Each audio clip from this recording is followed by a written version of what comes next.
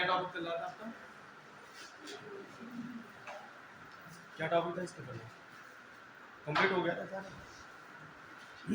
सारे कंप्लीट हो गए थे, उसे छूटा नहीं था ना। ठीक है, चलते हैं एनवायरमेंटल मूवमेंट की तरफ। ठीक है,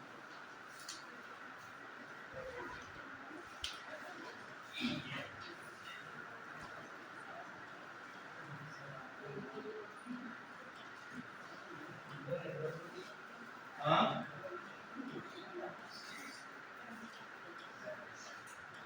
यार तो बहुत सारा टाइम बचा नहीं। ठीक है, तो स्टार्ट करें।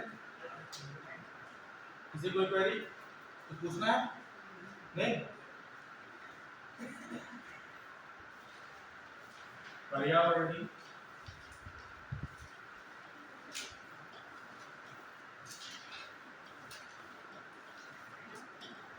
आंदोलन, देखो समय के साथ साथ में हाथ से नहीं, पर्यावरण जो आंदोलन वो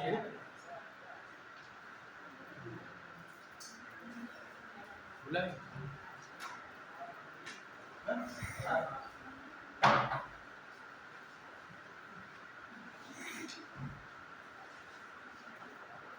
देखो समय के साथ साथ क्या हुआ कि अब पर्यावरण को बचाने के लिए आंदोलन होते रहे, तो उसी के क्रम में प्राचीन प्राचीन क्या अभी हाल ही लेट 200-300 साल पहले स्टार्ट हुआ था आपका बिश्नोई मूवमेंट। लिखते चलिए जल्दी जल्दी। ठीक है, बिश्नोई मूवमेंट,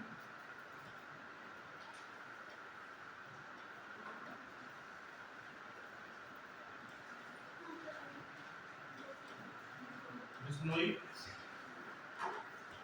आंदोलन। बिश्नोई आंदोलन स्टार्ट हुआ था आपका 1731 में, क्योंकि पहले में पढ़ाना है अभी बचेगा नहीं, उधर शायद थोड़ा छूट गया था, पढ़ाने क्लास पढ़ा रहे थे। ठीक है, तो बिश्नोई मूवमेंट, देखो बिश्नोई मूवमेंट ये था कि राजस्थान में एक जिला है, गांव सा छोटा सा खिचड़ी गांव। उस खिचड़ी गांव में क्या हुआ था कि ज़्यादा से ज़्यादा पेड़ों की कटाई हुई। और तुम्हें पता है कि राजस्थान ऐसा इलाका है, ये वाला बेल्ट, यहाँ पे क्या होता है, यहाँ पे टेम्परेचर बहुत ज़्यादा हाई होता है, टेम्परेचर हाई होता है और तापमान हाई होने के साथ साथ यहाँ पे ह्यूमिडिटी, जो आर्द्रता की मात्रा होती है, ह्यूमिडिटी की ये क्या होती है, यहाँ पे आर्द्रता कम होती है, आर्द्रता भी क्या है यहाँ पे कम होती है, जिसकी वजह से यहाँ पे कैसे वेजिटेशन का विकास होता है, ऐसी वनस्पतियां होती हैं, ऐसी वनस्पतियां होती हैं यहाँ पे डिजर्ट टाइप की, मतलब कि आपके जो श्रब्स होती है, जो झाड़ी टाइप की आपको वनस्पतियों का विकास होता है, जो आपके श्रब्स होते हैं झाड़ी टाइप की, ऐसे वेजिटेशन का यहाँ पे क्या होता है, विकास होता है, डेजर्ट वेजिटेशन का।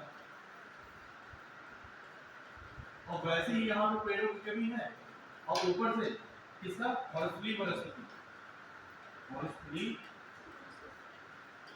वनस्पति। और यहाँ पे क्या होता है, जो वनस्पति का विकास होता है वनस्पति का, वो वनस्पति टाइप का होता है। और ऊपर से अगर इस एरिया में आपके जो भी पेड़, थोड़े बहुत पेड़ हैं, उस पेड़ों को अगर कटाई कर दी जाएगी, उनका क्या किया जाएगा, डिफॉरेस्टेशन किया जाएगा, डिफॉरेस्टेशन, तो वन उन्मूलन, उससे क्या होगा कि उनके आसपास जो रहने वाली कम्युनिटी होती है, जो समुदाय होती है, कम्युनिटी होती है, वो कम्युनिटी क्या होगी, अब क्या सफर करेगी, एक तो पहली बात हैबिटेट आवास से सफर करेगी किसी चीज, और दूसरा क्या होगा आपके इनकम आय में, और तीसरा कि उसी पे उनकी पूरी जीवन यात्रा, जो जीवन निर्वाह होता है उसी को निर्भर होते हैं, जो उनका जीवन निर्वाह होता है, जीवन निर्वाह जो सर्वाइवल होता है उनका, उसी पर निर्भर होता है सर्वाइवल। ये सब चीज किसी का खत्म होने लगेगा, जाहिर सी बात वो क्या करेगा, प्रोटेक्ट करेगा, वो आंदोलन करेगा कि इसका बचाव किया जा सके। तो इसी के बचाव के चलते क्या हुआ कि एक आंदोलन स्टार्ट हुआ वहां पे, बिश्नोई आंदोलन। इसका नाम तो बिश्नोई आंदोलन क्यों पड़ा, क्योंकि यह आंदोलन जो स्टार्ट हुआ था, ये संत जमधा जी के द्वारा स्टार्ट किया गया। लेकिन यहाँ पे रहने वाली एक महिला थी उसी समुदाय की, उसी एरिया में, खिचड़ी गांव की, उसका नाम था अमृता बिश्नोई। अमृता बिश्नोई ने उनकी 3 बेटियां थी, उन 3 बेटियों के साथ लेकर के आंदोलन स्टार्ट किया और उनकी उसी आंदोलन में क्या हो जाती है, मृत्यु हो जाती है, वो मर जाती है। यही देखते देखते इस गांव के लोग ज़्यादा से ज़्यादा यहाँ पे इकट्ठा होने लगे और आने लगे, आंदोलन करने लगे। इस आंदोलन करने के साथ साथ लगभग मोर देन 300 पीपल्स की क्या होती है, लोगों की यहाँ पे डेथ हो जाती है, किसी आंदोलन में मृत्यु हो जाती है। और इसी डेथ के साथ साथ फिर वहाँ महाराजा अजीत सिंह रहते हैं, उन्होंने फिर क्या किया कि इसे विड्रॉ कर लिया कि यहाँ पे पेड़ों की कटाई नहीं की जाए। और यही है आपका बिश्नोई आंदोलन। इसी वजह से बिश्नोई आंदोलन फेमस हुआ है कि अमृता बिश्नोई यहाँ पे थी वो महिला जो पहली बार अपने घरों से बाहर निकल के इस बारे में उन्होंने ध्यान दिया कि अगर ये पेड़ यहाँ पे कटाई हो जाएगी तो उनका जीवन निर्वाह कैसे होगा, उनके रोजी रोटी कैसे चलेगी, खाना कैसे, वो लकड़ियाँ कैसे प्राप्त करेंगे। क्योंकि अभी मैक्सिमम लोग कम से 25 से 30 करोड़ पॉपुलेशन आज भी इंडिया में ऐसे रहती है ट्राइब्स जो अपने खाना बनाने के लिए लकड़ियों के चारे पे डिपेंड है। सबके पास गैस की सुविधा तो होती है, 1 टाइम बनाते हैं, 2nd टाइम नहीं बना पाते, क्योंकि आज का पेमेंट कर पाना, सबके पास कैश हो पाना बहुत मुश्किल काम है। मतलब उतना नहीं है कि जो जंगलों में रह रहा है वहाँ से आय जनरेट करके वो पेमेंट कर पाते हैं। तो इसी वजह से वहाँ पे जो अमृता बिश्नोई ये महिला थी वो निकल के आई और उन 3 बेटियों के साथ वो मारी गई, उनकी 3 बेटियाँ मार दी गई। और इसी वजह से ये आंदोलन उन्हीं के सरनेम पे रिकॉर्डिंग पड़ता है, उस नाम होता है बिश्नोई आंदोलन। ये स्टार्ट कब हुआ, इम्पोर्टेंट ये है। ये बिश्नोई आंदोलन स्टार्ट होता है 1731 में, 1731 में, ठीक है। इससे ज़्यादा इसमें है तो बहुत कुछ, जितना इम्पोर्टेंट है वही बता दूँ, ठीक है। आगे चलें। अब इसी आंदोलन ने एक बेस तैयार कर दिया इंडिया में कि हम पर्यावरण बचाव करने के लिए, अपने जीवन उत्तरजीविता के लिए क्या कर सकते हैं कि हम ऐसे आंदोलन, पर्यावरण संरक्षण के लिए आंदोलन कर सकते हैं। इसी के क्रम में आंदोलन स्टार्ट होता है आपका चिपको मूवमेंट, चिपको आंदोलन। आगे लिखिए, चिपको मूवमेंट। ये हो गया ना।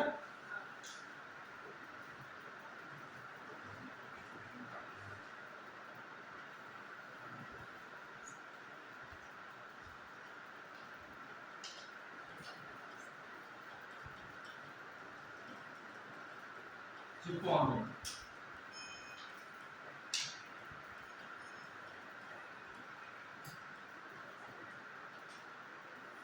चिपको मूवमेंट। ये चिपको मूवमेंट कहाँ स्टार्ट हुआ था, उसमें भी उत्तर प्रदेश का भाग था 1973 में, यूपी का उत्तराखंड भाग था।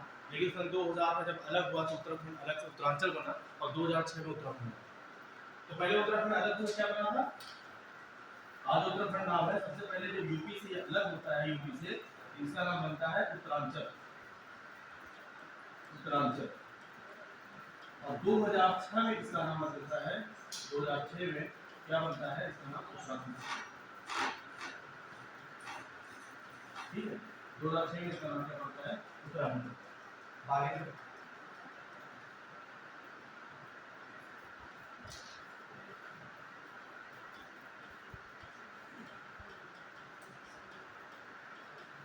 चिपको आंदोलन।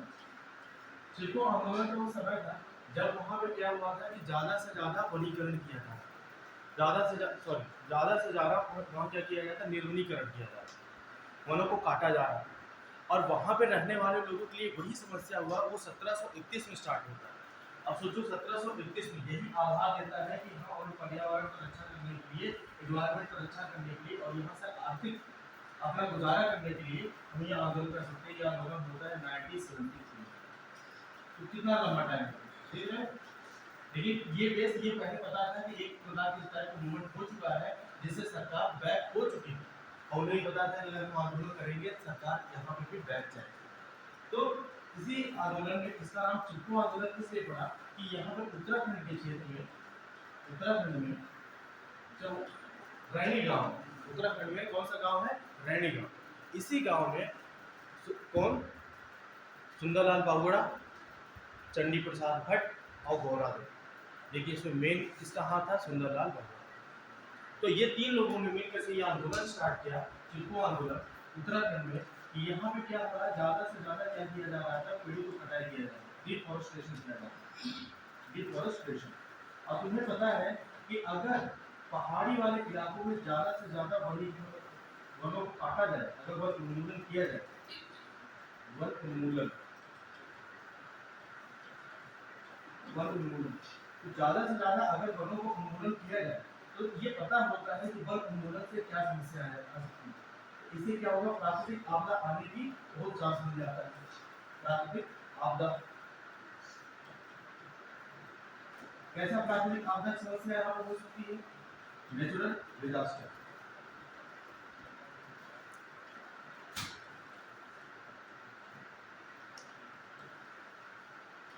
नेचुरल डिजास्टर, ये समस्या कैसे आ सकती है कि अगर मान लो कि कोई भी अगर आपका पहाड़ है, ये पहाड़ वाली क्षेत्र, ठीक है, इस टाइप का, अगर यहाँ पे क्या होता है, खेती होती है, कौन सी खेती की जाती है पहाड़ों पे? लगभग पहाड़ों कौन सी खेती होती है? कंट्रोल फार्मिंग, समोच्च कृषि, समोच्च कृषि, और किस समोच्च कृषि की जाती है? मृदा अपरदन ज्यादा ना होने का। और कौन सी होती है? सीढ़ीदार, स्टेयर फार्मिंग, सीढ़ीदार कृषि, यही कृषि की जाती है ज्यादा। पहाड़ी राज्यों में कौन सी कृषि की जाती है? या तो कंट्रोल फार्मिंग की जाती है, जहाँ पर ढाल 8% से ज्यादा ना, 6% से 8% तक जहाँ पे उनका स्लोप होता है, जहाँ पे 6% 8% का स्लोप होता है, वहाँ पे क्या की जाती है? समुद्र कृषि की जाती है। उससे ज्यादा अगर ढाल होगा तो समुद्र कंट्रोल फार्मिंग नहीं हो पाएगी। और अगर आप ढाल के अनुरूप क्या करते हैं, उसके समानांतर आपका स्टेयर फार्मिंग करते हैं। तो ऐसे केसेस में अगर ज्यादा से ज्यादा वन उन्मूलन होगा तो वहां पे क्या होगा? कृषि, एग्रीकल्चर प्रभावित होगा। क्या प्रभावित होगा? एग्रीकल्चर। पहला तो क्या, आर्थिक क्षेत्र में क्या प्रॉब्लम आएगी? कृषि। अगर कृषि प्रभावित होगी तो जाहिर सी बात, कृषि से क्या हमें मिलता है? अनाज, खाद्यान्न मिलता है। क्या मिलता है? खाद्यान्न मिलता है। और जब खाद्यान्न की ही कमी हो जाएगी तो वहां पे रहने और जीने के लिए फिर क्या बचेगा? कुछ नहीं मिलेगा। तो कृषि ही प्रभावित हो रही, खाद्यान्न प्रभावित होगा, इसी वजह से उनकी जीविका में समस्या आ जाएगी। जीविका, लिवलीहुड, जो उनकी आजीविका है,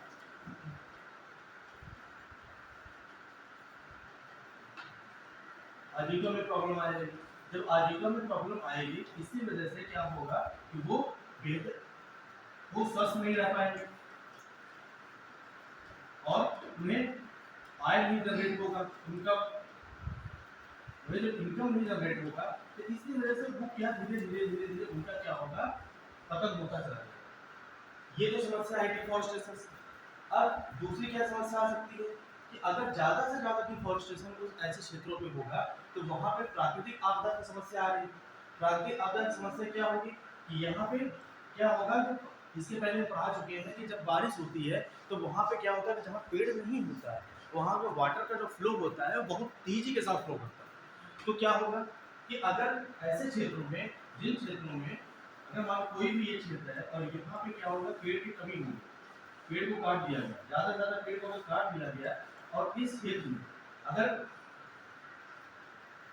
यहाँ से बारिश हो रही है तो ऐसे क्षेत्रों में जो पानी का प्रवाह होगा वो क्या होगा, वो बहुत क्या होगा, तेजी के साथ फ्लो करेगा। वो क्या होगा? रैपिड फ्लो उसका होगा।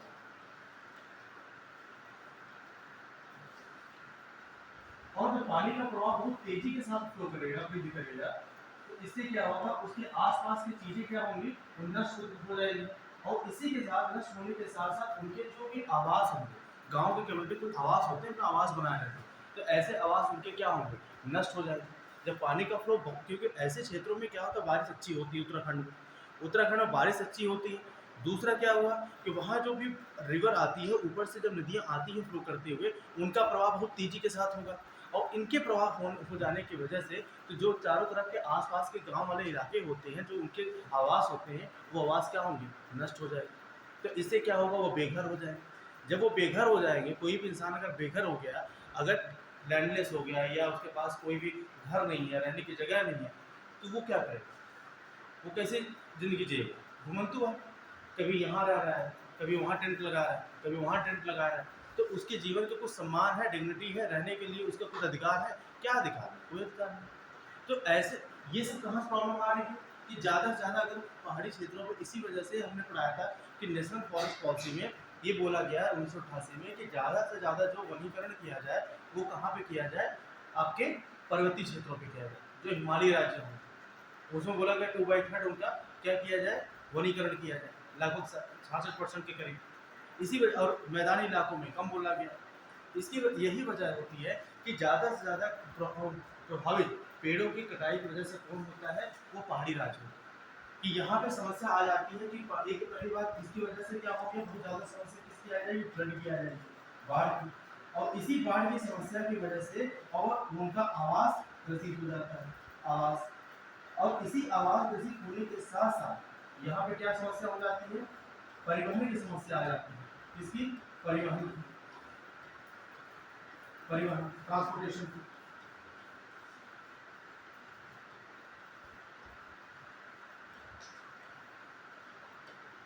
इस परिवहन की समस्या से क्या होगा कि जो गवर्नमेंट सहायता देने के लिए अगर कोई भी योजना चलाती परिवहन की, अगर गवर्नमेंट कोई भी योजना चलाती, गवर्नमेंट के द्वारा कोई भी योजना चलाया जाता है, तो इस योजना की वजह से आपको कोई भी परिवहन के माध्यम से उस क्षेत्र में अगर कोई भी अनाज या कुछ भी पहुंचाना होगा, तो अगर परिवहन रोड सड़कें अगर टूट जाएंगी, इंफ्रास्ट्रक्चर, इससे क्या हो रहा है बात से कि इंफ्रास्ट्रक्चर प्रभावित हो रहा है।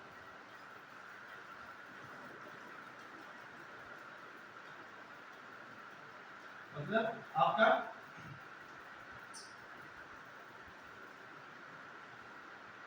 सड़क, जो आपके सड़क होती है वो अगर प्रभावित हो रहे हैं, इंफ्रास्ट्रक्चर, कोई भी बेसिक इंफ्रास्ट्रक्चर जो मूलभूत आवश्यकता वाले संरचनात्मक चीजें होती हैं, वो क्या होती हैं, वो प्रभावित होती हैं। इससे क्या होता है कि अगर आपका सड़क प्रभावित होता है तो आपको राजमार्ग या राष्ट्रीय राजमार्ग ये सुविधा में नहीं आ पाएंगे, जिसकी वजह से गवर्नमेंट कोई भी अगर योजना चलाती है या खाद्यान्न का वितरण करती है पीडीएस सिस्टम के अकॉर्डिंग, या वो कोई भी ऐसा अनाज अगर उपलब्ध कराना चाहती है आपके इलाके में, या कोई भी ऐसी योजना दे करके आपको रिलीफ देना चाहती है, तो वो प्रोवाइड करा पाएंगे, नहीं करा पाएंगे, क्योंकि हवाई मार्ग से कितना तुम प्रोवाइड करा पाओगे, नहीं करा पाओगे। ज़्यादा से ज़्यादा आपको चीज़ें प्रोवाइड किसी के प्रोवाइड कराई जाती हैं बाई रोड।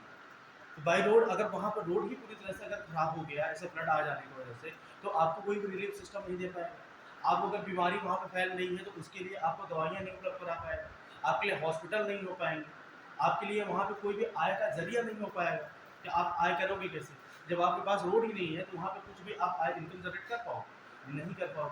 यही सब समस्याओं को ध्यान में रखते हुए ये आंदोलन चलाया गया कि यहाँ पे वनीकरण न किया जाए, जिसकी वजह से प्राकृतिक आपदा समस्या आएगी और इस समस्याओं से वहाँ के रहने वाले लोग सफर करेंगे, जो आज समझ नहीं पा रहे हैं। उन्हें लग रहा है कि वनीकरण हो जाने से यहाँ पे बिल्डिंगें सेटअप हो जाएंगी और हम यहाँ पे इनकम जनरेट कर ले जाएंगे। अगर यही रहा होता, उत्तराखंड का जो हाल हुआ 2013 में वो ना हुआ।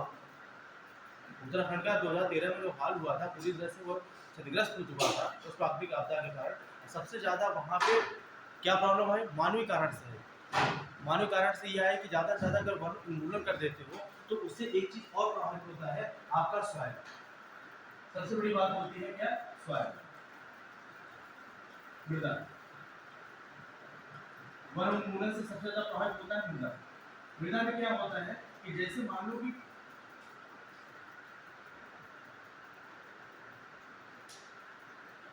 ठीक है, अगर वही क्या कर रहे हैं, ज्यादा से ज्यादा वन को काट दे रहे हैं, तो मृदा में सबसे ज्यादा उपजाऊ जो मृदा पाई जाती है वो कहाँ पाई जाती है, मिट्टी का एक लेयर होता है, होरिजोन फर्स्ट, होरिजोन जिसे बोला जाता है संस्तर ए, संस्तर बी, संस्तर सी, संस्तर डी, ऐसे करके मिट्टी का लेयर होता है। मिट्टी बनता कैसे है, जो रॉक होता है आपका, उसी का क्या होता है, वेदरिंग होता है, उसका अक्षय होता है, अपरदन होता है। उसका क्या होता है कि वेदरिंग और इरोजन होने के साथ साथ तो क्या होता है, आपका मिट्टी का फॉर्मेशन होता है। तो अकार्बनिक रूप से वो क्या होता है, संगठित होते हैं, जो आपके लेयर के रूप में आपके सतह पे फैले होते हैं। तो जो भी जो मृदा होती है, जो भी जो पेड़ होता है, वो पेड़ की जड़ें सबसे ज़्यादा बिखरी किस लेयर में रहती हैं, वो हॉरिजॉन के संस्तर के मृदा की पहली लेयर, जो प्रथम लेयर होती है, उसी लेयर में अगर कोई भी यहाँ पेड़ होता है तो पेड़ की जो जड़ें होती है वो इसी लेयर में क्या होती है, बिखरी होती है। और यहीं से वो किस तरीके से प्राप्त करती है मृदा की इस लेयर से, इसे बोलते हैं हॉरिजॉन के या संस्तर के लेयर। और इसी से वो प्राप्त करती है अपना न्यूट्रिशन, पोषक प्राप्त करती है, अपना पोषक तत्व प्राप्त करती है, पोषक तत्व प्राप्त करती है। और यही जब पानी का जब बहुत ज्यादा फ्लो होता है तो यही जो मृदा की जो ऊपरी लेयर होती है जिसे बोला जाता है ऊपरी लेयर, प्रथम लेयर, इसी लेयर का क्या होता है वो तेजी के साथ अपर्दन होता है। क्या होता है? अपर्दन होता है। और इसी अपर्दन को क्या बोला जाता है? सीट अपर्दन या परत अपर्दन। परत अपर्दन। एक अपर्दन क्या होता है कि जब बारिश की बूंदी आती है, देखो अगर मान लो कि वो जगह वनीकरण कर दिया, मतलब वन उन्मूलन कर दिया, वन उन्मूलन करने से क्या हुआ कि आपका जो मिट्टी होती है वो ऐसे खाली पड़ी होती है, ऐसे एकदम पूरा वीरान एरिया पड़ा होगा। अगर वहाँ पे बारिश हो रही है तो बारिश होती है, तो बारिश से जो बूंदें गिरती हैं उसकी वजह से जो मिट्टी की संरचना होती है, सॉइल का जो फॉर्मेशन होता है, जो उसका स्ट्रक्चर होता है, संरचना होती है, वो संरचना क्या होती है? टूट जाती है। देखते हो कोई भी अगर मिट्टी है, अगर खाली मिट्टी ऐसी पड़ी है, वहाँ पे वन नहीं लगे, वहाँ घास नहीं ज़्यादा है, तुम देखोगे कि मिट्टियाँ आपको बिखरी बिखरी दिखती है। तो सबसे पहले जब बारिश होती है तो वहाँ से क्या होता है कि उनकी संरचना में वो संरचना टूटती है, तो एक पहला इरोजन वहीं से स्टार्ट होता है। और जब वहाँ पे अगर पेड़ नहीं है, घास ज़्यादा नहीं है, तो वहाँ पे क्या होता है कि मैक्सिमम पानी का जो प्रवाह आता है ऊपर से, तो वो क्या आता है, ऊपर का जो लेयर होता है उसे अपर्दन करता है। फिर उसके बाद जब पानी का फ्लो तेज हो जाता है तो तुम देखोगे कि छोटे छोटे नालियों के रूप में अपर्दन होना स्टार्ट होता है। फिर देखोगे नालियों का अपर्दन होने के साथ साथ जब पानी का फ्लो और तेज होता है, मिट्टियाँ का जो पकड़ होता है वो एकदम कम हो जाती हैं, तो किस में कन्वर्ट होने लगती हैं? बड़े बड़े गड्ढे गड्ढे के रूप में। तो उसे क्या बोला जाता है? गली इरोजन कहा जाने लगता है। तो ऐसे जब गली इरोजन हो गया और नालिका अपर्दन हो गया पूरी तरह से, तो ऐसे अपर्दन में समस्या क्या आ जाती है कि यहाँ पे कोई भी वनस्पतियों का विकास या खेती करना इंसान के लिए अच्छा नहीं होता। इंसान के लिए में कोई भी यहाँ पे खेती अच्छी हो पाएगी? बड़े बड़े खड्डे हैं, वहाँ पे कौन सा ट्रैक्टर चलाओगे? चलाओगे नहीं चला पाओगे ना। तो वहाँ ट्रैक्टर नहीं चला पाता, अगर ट्रैक्टर अंदर ही चला रहे, फिर उसे निकाल रहे, ठीक है, इंसान बचा रहे हैं। तो ऐसी जगह पे खेती हो पाना, एग्रीकल्चर कर पाना सही नहीं। यही सब चीज़ को बचाव करने के लिए ये सब आंदोलन चलाए जाते हैं, और यही सब चीज़ के लिए गवर्नमेंट के द्वारा और ग्लोबल लेवल पे इनिशिएटिव लिया जा रहा है कि ये सब चीज़ें ना होने पाए। इसी वजह से बोला जा रहा है बार बार कि जितना आप पेड़ काटते हो उससे ज़्यादा आप क्या लगाओ? पेड़ लगाओ, कि जिससे ज़्यादा से ज़्यादा क्या हुआ? कार्बन सिंक फॉर्म कर सकते हैं, ठीक है। तो दूसरे टॉपिक चले जाएंगे। तो इसकी वजह से क्या होता है कि देखते हैं कि जो पहला इसी बोला जाता है ऊपरी परत का अपर्दन, सी का अपर्दन। अगर यही अपर्दन खत्म हो जाएगा तो इन्हें उर्वरक तत्व, इन्हें पोषक तत्व कहाँ से मिल पाएंगे? जब इन्हें पोषक तत्व नहीं मिल पाए, किसी को अगर पोषक नहीं मिल पाया तो वो जीवित रह सकते हैं? तो नहीं रह सकते। ऐसे में क्या हो जाते हैं कि पेड़ भी खराब हो जाते हैं, आसपास की जो वनस्पतियाँ होती हैं वो खराब होने लगती हैं। तो यही अपर्दन रोकने के लिए क्या किया जाता है कि आंदोलन किया जा रहा है। और सॉइल से क्या होता है, इसकी वजह से और क्या प्रॉब्लम आ जाती है? तो सॉइल क्या होंगे आपको सबसे पहले बता दूं, ज़्यादा नहीं बताया, जैसे एग्रीकल्चर हो ही नहीं पाया और इससे आपका ये मृदा खराब हो। और इसी वजह से जब यहाँ पेड़ खत्म हो जाएंगे तो फोटोसिंथेसिस की प्रोसेस नहीं हो पाएगा। फोटोसिंथेसिस, ठीक है, इसे बोलते हैं प्रकाश संश्लेषण। और जब प्रकाश संश्लेषण नहीं हो पाएगा, संश्लेषण, तो आपको ऑक्सीजन कहाँ से बाय प्रोडक्ट मिलेगा? ऑक्सीजन की कमी हो जाएगी, क्योंकि सबसे ज्यादा जो ऑक्सीजन होता है, जो फोटोसिंथेसिस होता है, वो महासागरों के जो जीवित होते हैं, जीव होते हैं, प्लैंक्टन होते हैं, उनके द्वारा होता है। दूसरा सबसे ज्यादा अगर होता है तो किसके द्वारा होता है? लैंड पे, स्थलों पे। तो वो सबसे ज्यादा होता है कहाँ पे? वो वनों से होता है। और जितना ज़्यादा से ज़्यादा वन होंगे उतनी ही ज़्यादा क्या होगा? आपका प्रकाश संश्लेषण होगा। अगर प्रकाश संश्लेषण में कमी आ गई तो इसकी वजह से क्या होगा कि पहले पौधे तो अपना भोजन नहीं बना पाएंगे, और पौधे भोजन कम बनाएंगे, फोटोसिंथेसिस अगर कम होगी तो उसकी वजह से आपको ऑक्सीजन की प्राप्ति नहीं हो पाएगी। अगर ऑक्सीजन की प्राप्ति नहीं हो पाएगी, जाहिर सी बात है आपका एटमॉस्फेयर स्वच्छ रहेगा नहीं रहेगा, तो पोल्यूटेड होगा। और ऐसे पोल्यूटेड से क्या होता है? प्रॉब्लम आ जाती है कि आपके हेल्थ पे, आपके स्वास्थ्य पे, यहाँ पर रोग या विषाणु जो वायरस होते हैं, बैक्टीरिया होते हैं, ऐसे बहुत तेज़ी से आपके ऊपर अटैक करते हैं, बीमारी बहुत अच्छी आराम से आ जाएगी। तो इसी की वजह से आंदोलन चलाया जाता है, और आंदोलन चलाया गया यहाँ पे अपने पारिस्थितिकी के लिए। ये इस आंदोलन में नारा था कि पारिस्थितिकी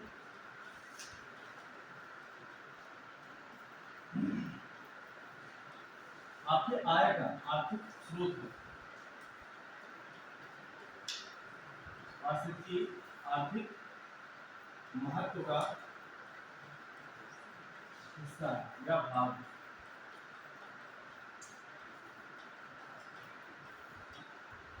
इकोलॉजी क्या है? Ecology is the part of economic activity. Ecology क्या है? ये आपके इकोनॉमिक एक्टिविटी का पार्ट है।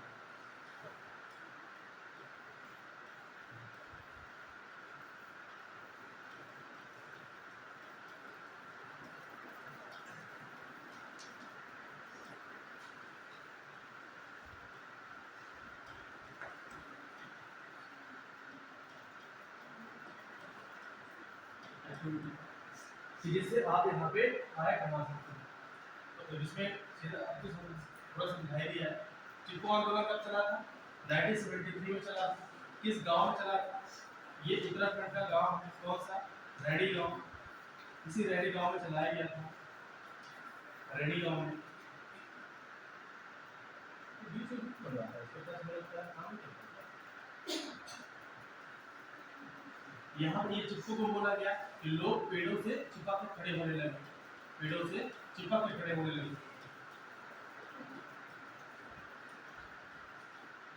चिपकने लगे कि यहाँ पे क्या किया जाएगा कि एक ही पेड़ों की कटाई नहीं की जाएगी। जिससे चिपक खड़े होने लगे, इस वजह से इसका नाम क्या पड़ा है? चिपको आंदोलन या चिपको मूवमेंट पड़ा है। ठीक है, ये कब चलाया गया था? 1973। और कहाँ पे? रैणी गांव, उत्तराखंड में। इसमें कौन कौन लोग हिस्सेदार थे? इंपॉर्टेंट: सुंदरलाल बहुगुणा,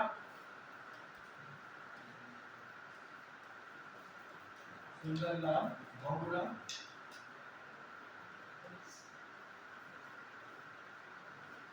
और चंडी प्रसाद भट्ट। देखो कभी एग्जाम आए ना, अगर तीनों नाम दिया हो, तीनों नाम से किसे टिक करोगे आप? सुंदरलाल बहुगुणा, क्योंकि आयोग यही मानता है। ठीक है, फिर नाम कभी कभी क्या होता है, तीनों पूछ लेता है, इसमें कौन कौन नहीं थे, ये वर्ड पूछता है, मतलब इसमें कौन नहीं था। तो नहीं वो भाई तीनों आपको जानना है। लेकिन अगर पूछे कि किसके द्वारा आंदोलन चलाया गया था, तो आप बोलोगे सुंदरलाल बहुगुणा, क्योंकि आयोग यही मानता है। इसमें आप चंडी प्रसाद भट्ट और इन्हें गौरा देवी को आप नहीं कर सकते। ठीक है, चंडी प्रसाद और गौरा देवी।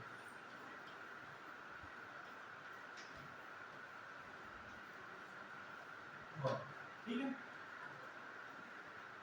आगे चलिए।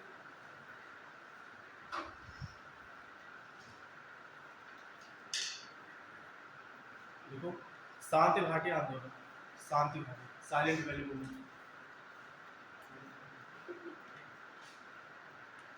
साइलेंट वैली मूवमेंट, शांति घाटी आंदोलन।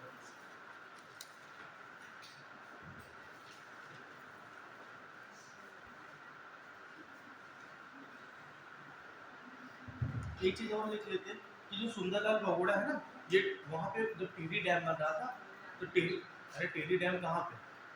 आप हमें ऐसे देखे ऐसे लगता है कुछ अलग चीज़ बता दी है, मंगल ग्रह की कोई चीज़ बता दी है। टिहरी डैम भैया आपका है यहीं पे उत्तराखंड में। ठीक है, हाँ। तो वहाँ टिहरी डैम बनाया जा रहा था, जिसकी वजह से पानी रुकी जाएगी। तो डैम से भी बड़ी प्रॉब्लम है। क्या होता है कि जब मान लो कि कोई भी तुम डैम बनाते हो ना, तो डैम में क्या होता है कि बहुत से लार्ज अमाउंट में पानी को क्या करते हो? स्टोर करते हो। अगर अगर खुदा न खास्ता अगर डैम टूट गया, तब क्या हो? तो इतना बड़ा पानी का जो वॉल्यूम है, वो क्या करेगा? वो उसी आसपास एरिया में तो फैलेगा, और पानी का प्रवाह इतना ज़्यादा होता है कि वहाँ की जितनी मानव बस्तियाँ होती हैं, ह्यूमन सेटलमेंट होता है, वो पूरी तरह से तबाह कर देंगे। तो बैन जो आपका डैम बनाया जाता है, तो एक हिसाब से आप पावर प्रोजेक्ट की तरह बना तो रहे हो, पानी को रोक तो रहे हो, लेकिन उसके डिमेरिट भी। और डैम बनाने से और क्या होता है? डैम बनाने से प्रॉब्लम आ जाती है आपके अगर मान लो कोई बहुत एक्टिविटी ऐसी होती है जिस एक्टिविटी से वो टूटता है, तो थोड़ा सा अर्थक्वेक आने की प्रॉब्लम हो जाता है। तो वहाँ पे प्राकृतिक आपदा बढ़ने के चांसेस बढ़ जाते हैं डैम बनाने से। तो इसी वजह से बोला जाता है कि आपका डैम बनाना भी इतना कारगर नहीं है पानी, क्योंकि वो पानी के फोर्स को रोकना इतना कारगर थोड़ी है। पानी आ रहा है आपके डैम पर बार बार लड़ रहा है, अगर वो डैम टूटेगा, कुछ होगा, तो वहाँ पे कैसी भीषण तबाही मचेगी, वो तो कुछ देखने वाला मंजर होगा। कभी डैम देखे? डैम कहीं देखने गए? कभी आपने किसी ने डैम देखा? नहीं देखा। तो देखते नहीं हो डैम पे, मतलब या कहीं भी देखा होगा ना, पानी कितना बड़ा वॉल्यूम होता है कि अगर वो टूटेगा तो फिर वो पानी जाएगा। एक है पानी उसी एरिया में तो सबसे पहले स्प्रेड होगा, फिर बाहर आगे निकलेगा। तो उससे बहुत बड़ा समस्या आ जा रही है। देखिए जब यही टिहरी डैम होगा और दूसरी बात कि टिहरी डैम जब जब डैम कोई बनता है तो आसपास कई दूर तक बस्तियां क्या की जाती है, खाली करा दी जाती है। तो वो बेचारे जो इतने दिन से अपने आजीविका का साधन, जैसे मान लो तुम अपना बिजनेस सेटअप कर लिए हो अपने सीतापुर में, तो कितने भी अमीर हो जाए, लेकिन तुमसे बोला जाए एक काम करो बाबू यहाँ से अपना बिजनेस बंद करो, हम तुम्हें पैसा दे रहे हैं, तुम जा करके मुंबई बिजनेस करो। अब तुम मुंबई के कल्चर के उनके बेसिक रूट के बारे में तुम जान ही नहीं रहे, तो वहाँ जाके बिजनेस कर पाना आसान होगा क्या? नहीं होगा। अपना एरिया जहाँ पे 10 लोग जान चुके हैं, इतने सालों से तुम रह रहे हो, वहाँ बिजनेस करना आसान है कि वहाँ पे ऐसे अननोन एरिया में बिजनेस करना आसान है, या आजीविका चलाना इतना आसान वहाँ पे। तुम क्लाइमेटिक कंडीशन के अकॉर्डिंग तुम यहाँ पे इतने सालों तक रह रहे हो, फिर अपने क्लाइमेटिक कंडीशन को छोड़ करके दूसरी जगह जाते हो, तो तुम्हें वहाँ पे सर्वाइवल में दिक्कत होती है, भाषा की प्रॉब्लम आती है, अपने भाईचारा का अपने की फीलिंग समस्या, भावनाओं की समस्या आती है कि वहाँ पे इस बात से रह सके नहीं है हमारा, तो ये प्रॉब्लम आती है। तो जब टिहरी आंदोलन ऐसे डैम बनाया जा रहा है तो उस समय भी आंदोलन स्टार्ट हुआ कि यहाँ पे आंदोलन न बनाया जाए, आंदोलन नहीं, सॉरी डैम न बनाया जाए, कि क्योंकि यहाँ पे जो ह्यूमन सेटलमेंट है ये सब जाएंगे कहाँ? जबकि गवर्नमेंट ने उनको मुआवजा देकर के अलग अलग जगहों में बसाया है, जैसे कहीं हरिद्वार में कभी कहीं बसाया है, ऋषिकेश में बसाया है, देहरादून बसाया है, लेकिन इससे क्या हुआ, उनका जो मेन बेसिक जो उनका नेटिव प्लेस था वो तो सुन जा रहा था ना उनके हाथ से। तो इसके वजह से आंदोलन हुआ था। तो किसके नेतृत्व हुआ था? सुंदरलाल बहुगुणा, लिख लीजिए, टीवी आंदोलन किसके नेतृत्व हुआ था? सुंदरलाल बहुगुणा के द्वारा आंदोलन चला था, टिहरी टिहरी मूवमेंट आंदोलन, टिहरी आंदोलन, ठीक है।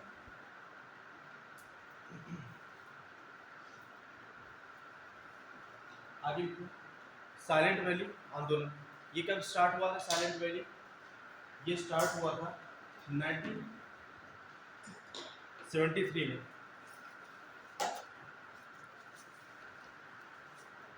1973 में।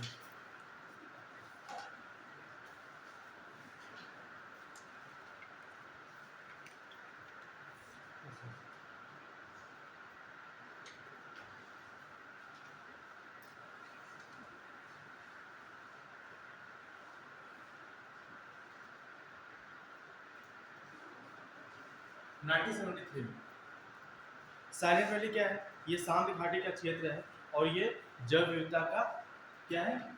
Reaching biodiversity. ये ऐसे बनता है, ये आपका केरल का क्षेत्र पड़ता है यहाँ पे। तो यही पे क्या है, ये कौन सा आपका फॉरेस्ट यहाँ पाया जाएगा? यहाँ कौन सा फॉरेस्ट होगा? एवरग्रीन,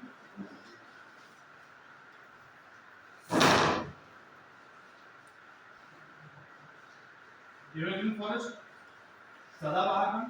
यहाँ कैसे बन पाए जाएंगे? यहाँ पे सदाबहार वन पाए जाएंगे, सदाबहार वन। यहाँ सदाबहार वन कैसे पाए जा रहे हैं? क्योंकि ये जो एरिया आपका केरल का है, आपको पता होगा कि यहाँ से ये आपका क्या है, 0 डिग्री, ठीक है। जब हवाएं आपके सदर्न हेमिस्फीयर से मतलब दक्षिणी गोलार्ध से आती हैं, तो यही 0 डिग्री से कोरियालिस फोर्स के प्रभाव से ये क्या करती है, जब नॉर्दर्न हेमिस्फीयर में आती है, ये आपका कौन सा क्षेत्र होता है? ये अरब सागर का होता है। तो किसका क्षेत्र होता है? अरब सागर का। और इसी अरब सागर से ये क्या करती है कि मोशन लेते हुए जब ये केरल के तट पे भी क्या होता है, आपका मानसून का जो आपका टकराव होता है, मानसून कहाँ से स्टार्ट होता है? वो केरल में ही सबसे पहले स्टार्ट होता है। तो ये हमारे जब आपके सदर्न हेमिस्फीयर से, ये कौन सा है? दक्षिणी गोलार्ध, 0 डिग्री था दक्षिणी गोलार्ध।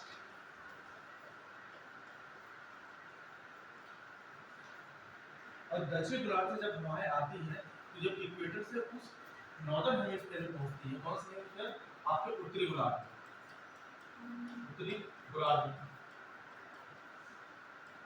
तो कोरियालिस बर्फ के प्रभाव से वो मुड़ जाती है। मुड़ने की वजह से जब केरल के तट पे टकराती है तो यहाँ पे जो पहाड़ियाँ होती हैं, पहाड़ों की वजह से ये क्या होता है, यहाँ पे हवाएं बहुत तेजी से ऊपर जाएंगी और उनका क्या होगा? संघनन होगा। क्या होगा? संघनन। और संघनन की वजह से क्या होगी, यहाँ पे अच्छी खासी बारिश होगी। अरे इस रीजन नहीं होती, यहाँ होती है, यहाँ खाली यहाँ है, ठीक है, दिमाग में लेना यहाँ होती है, ठीक है। यहाँ पे बारिश होती है और यहाँ पे जो वर्षा होती है इस क्षेत्र में वो लगभग कितनी होती है, वो मोर देन 150 सेंटीमीटर प्लस और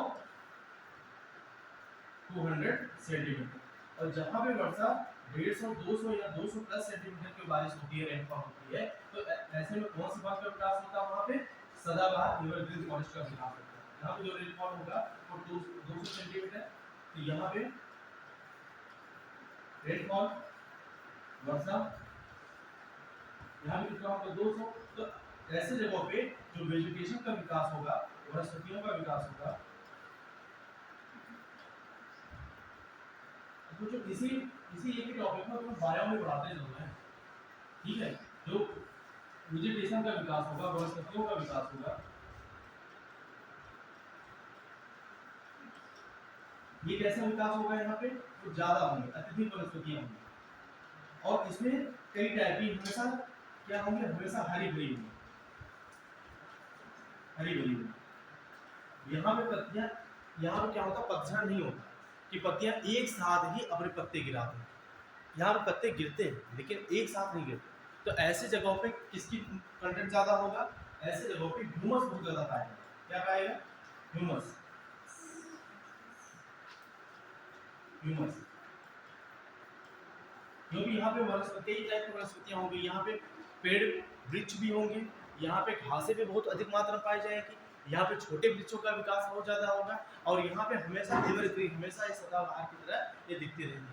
सदाबहार की वनस्पतियां होती है इंडिया में दो जगह ज्यादा पाई जाती है, एक तो किस क्षेत्र में आपको मैंने बताया, ये केरल वाले क्षेत्र में या पश्चिमी घाट जैसे बोल रहे, तो पश्चिमी घाट वाले क्षेत्र में बारिश अच्छी होती है, इसमें सदाबहार वनस्पतियां होती हैं। और दूसरा आपका होता है आपका नॉर्थ ईस्ट,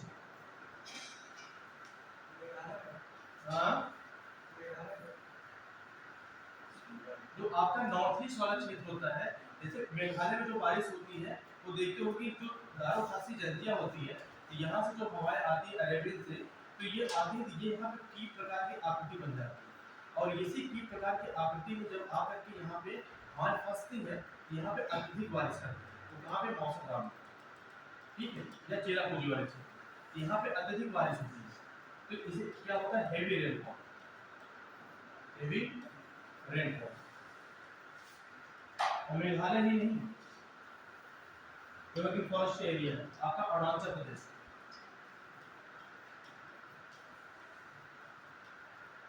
अरुणाचल प्रदेश, ये सब क्या है, ये आपके एवरग्रीन फॉरेस्ट है। कैसे होते हैं, सदाबहार, हेवी रेनफॉल, अत्यधिक वर्षा या भारी वर्षा, भारी वर्षा। और यहाँ पे कैसे होगा, सदाबहार, सदाबहार एवरग्रीन फॉरेस्ट।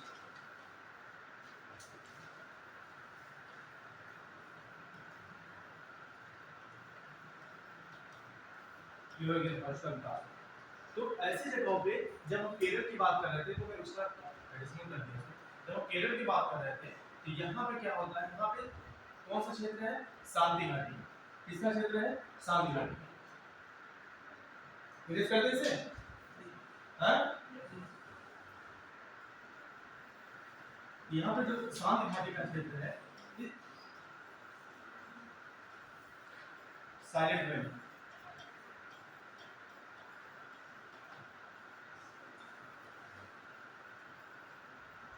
इस साइलेंट वैली में आंदोलन चलाया गया 1973, क्योंकि यहीं पे ये किस जिला में आता है, केरल के, याद करो, पलक्कड़ जिला, पलक्कड़,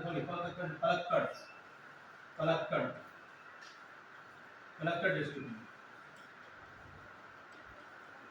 किस जिले में ये, पलक्कड़ डिस्ट्रिक्ट में। और यहीं पे क्या लगाया जा रहा था, पावर प्रोजेक्ट लगाया जा रहा था, क्या लगाया जा रहा था, पावर प्रोजेक्ट। और पावर प्रोजेक्ट लगेगा, कैसा पावर प्रोजेक्ट हो रहा है, हाइडल पावर प्रोजेक्ट, कैसा, हाइडल, हाइडल पावर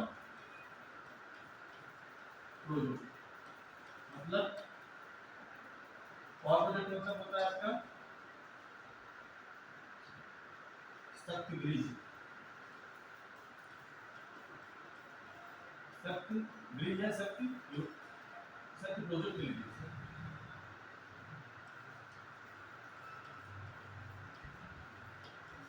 शक्ति प्रोजेक्ट बिजली उत्पन्न करने के लिए पावर प्रोजेक्ट लगाया जा रहा था। कैसा पावर प्रोजेक्ट था? हाइडल था। हाइडल मतलब जलीय शक्ति प्रोजेक्ट।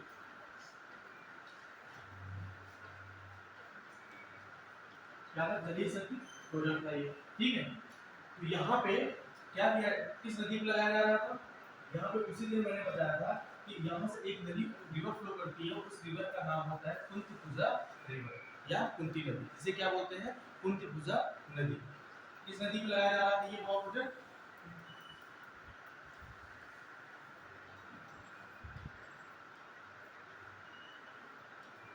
कुंतीपुजा रिवर पर, नदी पर।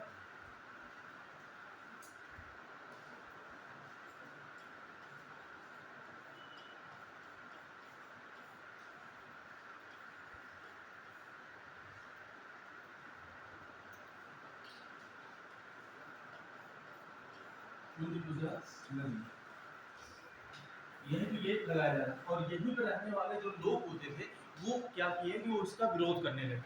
और इसी किस विरोध में कि यहाँ पे अगर पावर प्रोजेक्ट या जैसे अगर ग्रिल लगाए जाएंगे तो यहाँ पे समस्या आएगी क्या कि ज़्यादा से ज़्यादा वनों की कटाई की जाएगी। और इसी कटाई को रोकने के लिए कि यहाँ पे ये ऐसा जैव विविधता का क्षेत्र बना रहे, और इसी वजह से यहाँ पे आंदोलन चलाया गया 1973 में, साइलेंट प्रोजेक्ट या साइलेंट प्रोजेक्ट मूवमेंट, ठीक है। अब लिखिए इसे नेशनल पार्क कब डिक्लेयर कर दिया गया?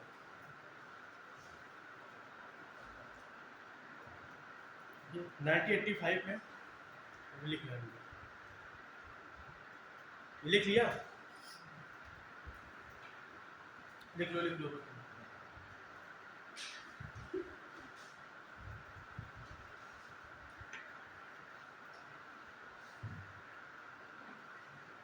इसे हम लिखवा चुके हैं। एक चीज ये भी लिख लो, ये बायोडायवर्सिटी बोल रहे हैं, भूल जाओ। ये क्या है? यहाँ पे अधिक जैव विविधता पाई जाती है।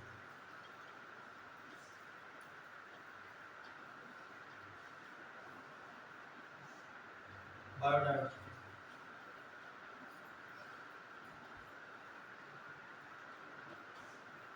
बायोडायवर्सिटी। और ये क्षेत्र क्या बोला जाता है? हॉट स्पॉट क्षेत्र बोला जाता है। सारे किसान घाटी को क्या बोलते हैं? Hot spot.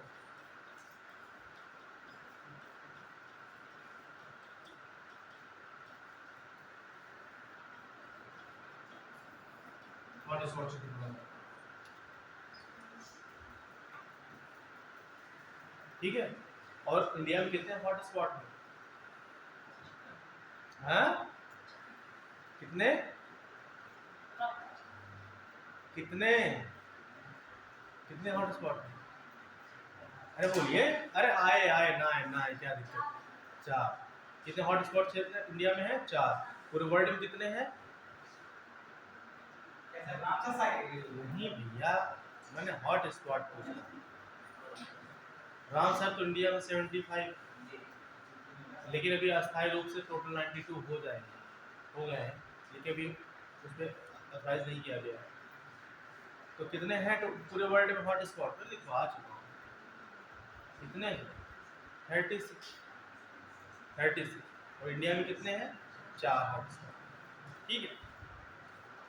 और ये भी लिखवा चुका हूँ होप स्पॉट, जो समुद्री जैव विविधता के संरक्षण से संबंधित है। वो टोटल कितने थे? 76। याद नहीं रहता क्या? मतलब गायब हो जाता है। ये बादाम नहीं खाते हो क्या? बादाम खाया करो। नहीं, बादाम नहीं खाओगे तो फिर ऐसे नहीं। हाँ, जीएसटी तो किस में नहीं लग रही है?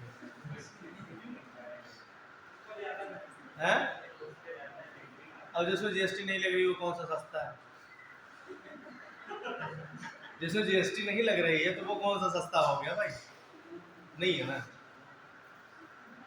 तो क्या ही किया जाए। तभी देखा जाए भाई, इतनी महंगाई नहीं है अभी इंडिया में, अभी नहीं है। और भी देशों में बहुत ज़्यादा महंगाई है, सच में। जो कैपिटलिस्टिक कंट्री है, पूंजीवादी वाली कंट्री है, उनसे पूछो क्या हाल। कितने लोग सुसाइड करते हैं वहाँ पे, क्योंकि वहाँ पे जो बचपन से जो उनकी रूपरेखाएं होती है, जो गाइडलाइन होती है, जो उनका ड्रॉइंग तैयार किया जाता है, वो बड़ा अलग टाइप का होता है। बाद में जाते जाते जब उनकी एज, क्योंकि भाई जब तक आपकी एज होती है 30-35 तक, तब तक आप बहुत ज़्यादा मूव करते हो। हाँ, कभी यहाँ मूव किए, कभी वहाँ मूव किए, कभी वहाँ चले गए। हाँ भाई, वो तो अलग बात है, तो सौंदर्यीकरण का प्रसाद है। ठीक है, तो यही होता है कि बाहर की दुनिया में कि देखिए सुसाइड बहुत ज़्यादा होते हैं, क्योंकि फिर एक टाइम के बाद जब इंसान 35+ होता है तो फिर उसको मूव करने के रास्ते बंद होते हैं धीरे धीरे। फिर उसके बाद सोचता है कोई मिले जिसके बैठ के साथ हम अपनी यारी दोस्ती कर सकें। तब तक जब हाथ से सब छूट चुका होता है, और जब छूट चुका होता है तो फिर वो अकेलापन महसूस करता है। तो फिर वो सोचता है कि अब इस शरीर का क्या मतलब, इस ज़िंदगी का क्या मतलब, बहुत पैसे कमा लिए, अब चलते हैं सुसाइड कर लेते हैं, ख़त्म करते हैं ज़िंदगी। देखो अभी एक कोरियन पॉप स्टार भी अभी सुसाइड हुआ है, कितने उम्र का था, 25 साल का था। अब 25 साल का अगर सुसाइड करने का मतलब ही हुआ कि ये धीरे धीरे ऐसे तो दिखने में लगती है कि बड़ी हाई फेम की इंडस्ट्री है, लेकिन होता क्या है, अकेलापन ऐसा चीज़ होता है जब इंसान के अंदर घर कर जाता है, तो फिर ये समझो कि वो अपने जान लेके ही छोड़ेंगे। फिर उससे तो कितना समझाते हो कि नहीं ऐसा है, ये कर लो, उसे फिर तो क्या लगता है नहीं सब बेकार है, अब हम मोक्ष की तरफ बढ़ रहे हैं, अब सब बेकार है, अब हम यही निर्वाण प्राप्त करेंगे। तो उसी समय वो 35 साल 40 साल की उम्र फिर निर्वाण प्राप्त करते। देखो इंडिया में तो बताया जाता है कि भैया निर्वाण प्राप्त करो, निर्वाण ही सबसे अंतिम लक्ष्य होता है। तो यहाँ के बुजुर्ग कहाँ सुनते, क्या नहीं हम 65 नहीं 80 जीना है, क्योंकि वहाँ घर के भैंसिए कौन चराएगा, दुधवा शाम कौन लगाएगा, तो उन्हें बड़ी चिंताएं होती है। लेकिन वहाँ पे इतना सामाजिक है नहीं, इतना सामाजिक न होने के कारण इंसान क्या लगता है क्या करें इसी ज़िंदगी, तो फिर अपनी ज़िंदगी को खत्म करते हैं। फर्क ये होता है आप ज़िंदगी किस रूप में खत्म करते हैं, ये आपका रूप गलत है ना। चलिए आगे, जंगल बचाओ आंदोलन। जंगल बचाओ आंदोलन अब ऐसे लिखवा देना है, समझा चुके जो जो इस केस पे होता था। जंगल बचाओ आंदोलन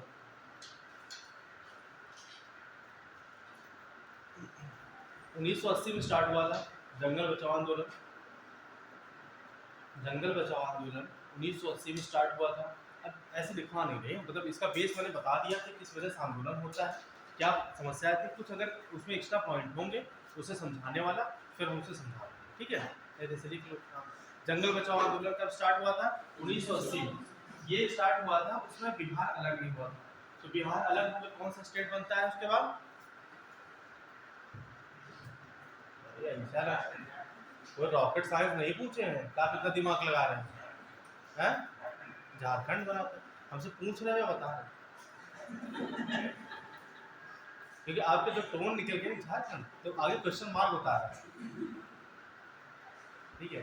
तो झारखंड बना था 2003 बने थे, आपको याद होगा, नहीं याद होगा, अच्छा तो आप रिक्वेस्ट करने के लिए बता दिए थे, आपको याद होगा। कौन 3 थे, उत्तराखंड, झारखंड, छत्तीसगढ़। छत्तीसगढ़ किससे अलग हुआ था, MP से अलग हुआ था। झारखंड किससे अलग हुआ था, बिहार से अलग हुआ था। और उत्तराखंड तो पता है जहाँ तुम निवास कर रहे हो, यहीं से अलग हो गया, ठीक है।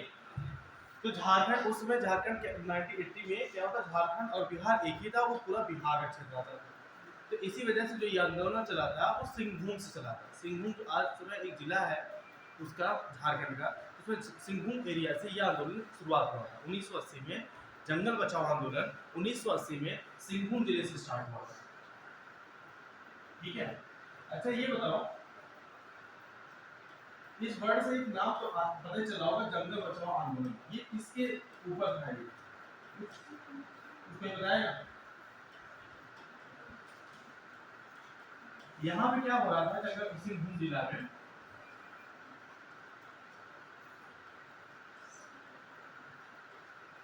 सिंहभूम डिस्ट्रिक्ट, आज के टाइम में ये जिला है ना वहाँ का, झारखंड। यहाँ पे हो रहा था कि यहाँ पे सबसे पहले किसके वृक्ष लगे थे, साग के।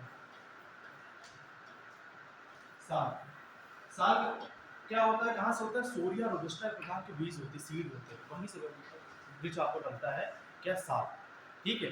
तो ये जो साल के वृक्ष होते हैं, साल के वृक्ष कहाँ पे सबसे ज्यादा पाए जाते हैं? साल के वृक्ष सबसे ज्यादा कहाँ पाए जाते हैं? एमपी में। और जो यूपी एमपी का क्षेत्र होता है, ये कैसे फॉरेस्ट का क्षेत्र है? जैसे बिहार हो गया, आपका एमपी वाला क्षेत्र हो गया, ठीक है। तो ये सब क्षेत्र कैसे होते हैं? ट्रॉपिकल। इसे क्या बोलते हैं? मानसूनी। क्या बोलते हैं? मानसूनी फॉरेस्ट बोलते हैं। क्या बोलते हैं? मानसूनी फॉरेस्ट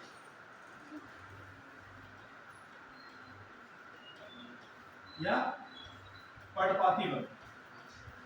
पर्णपाती one, deciduous forest, deciduous forest. Deciduous forest में क्या होता है कि ऐसे क्षेत्रों में कि जो पौधे होते हैं, जो प्लांट होते हैं, जो ट्री होते हैं, क्या होता है? ट्री, ये पत्तियां अपना गर्मी स्टार्ट हुई नहीं, आप तो देखते हो फरवरी और मार्च में, देखो गर्मी स्टार्ट हुई नहीं कि ये पूरे पत्ते एक लाइन से पूरा पत्ते जब क्या करते हैं, जमीन पे गिरा देते हैं, तो इनके पत्ते क्या होते हैं? गिर जाते हैं। तो इसे बोला जाता है पर्णपाती वन। और आपके यहाँ पे देखने को मिलता है कि गर्मी देखो टाइम अभी फरवरी खत्म हो रहा था, आपका मार्च स्टार्ट हो रहा था, ये पतझड़ का मौसम आना स्टार्ट हो गया था। तो इसे क्या बोला जाता है? पतझड़ वन बोला जाता है। तो इसी को बोला जाता है क्या? पर्णपाती वन। तो ये वाला क्षेत्र जो आपका था, ये किसका था? मानसूनी फॉरेस्ट का था। ऐसे मानसूनी फॉरेस्ट में किसके वृक्ष अधिकतर होते हैं? आपके डेसिडुअस फॉरेस्ट में साल के वृक्ष होते हैं, ठीक है। तो ऐसे वृक्षों में क्या होता है कि ये यहाँ पे क्या किया गया कि साल के वृक्षों को हटा करके इन्हें क्या करना था? सागवान को वृक्ष लगाना था। किसका लगाना था? सागवान। और सागवान सबसे ज्यादा कहाँ पाया जाता है? कर्नाटक वाले क्षेत्र में। कर्नाटक में, आप तो कर्नाटक में उतरे उधर वाले पहाड़ी के जो ऊपर वाले क्षेत्र से पूरा होता है कर्नाटक और सागवान वाला क्षेत्र, और एमपी वाला, एमपी के मैक्स एमपी का क्षेत्र। तो इसमें एमपी और कर्नाटक, मध्य प्रदेश और कर्नाटक, तो यही सागवान क्या करना था? सात वृक्षों को इन्होंने क्या करना चाह रहे थे? ये हटाना चाह रहे थे, और इसकी जगह पे क्या लाना चाहते थे? सागवान के वृक्ष लगाना चाहते थे। लेकिन लोगों ने इसका आंदोलन किया कि नहीं, ये साग के वृक्ष रहने दिया जाए, ये सागवान के वृक्ष नहीं लगाए जाएंगे। और इसी आंदोलन को लेकर के यहाँ पर जंगल बचाओ आंदोलन, जंगल बचाओ अभियान स्टार्ट हुआ था। ये बोला जाता है ये 1980 में, कहाँ पे? बिहार में। बिहार, उसमें बिहारी था, आज से मैं झारखंड बोल रहा हूँ। 1980 में बात करोगे तो बिहारी, ठीक है। और साल, साल से क्या बनता है? आप जो रेलवे जो स्लीपर बनते हैं, स्लीपर, वो किससे बनते हैं? साल के वृक्ष से बनते हैं।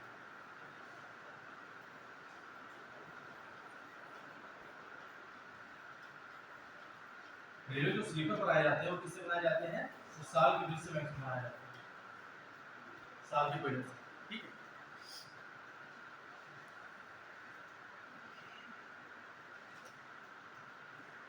आगे चलिए, नौदन्या आंदोलन, नौदन्या आंदोलन, नौदन्या मूवमेंट।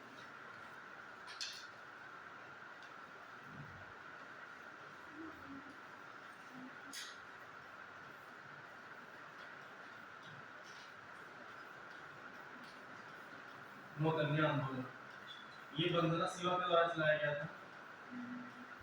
वंदना शिवा,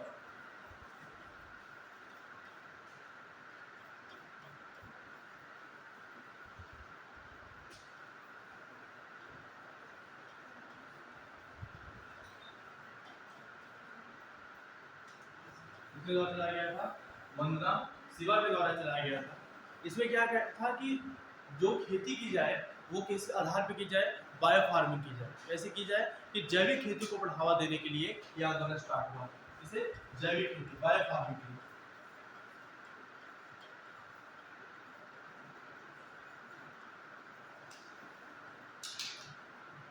बायो फार्मिंग के लिए ये क्या आंदोलन स्टार्ट हुआ था? नौदन्या मूवमेंट स्टार्ट हुआ था वंदना शिवा के द्वारा, ठीक है।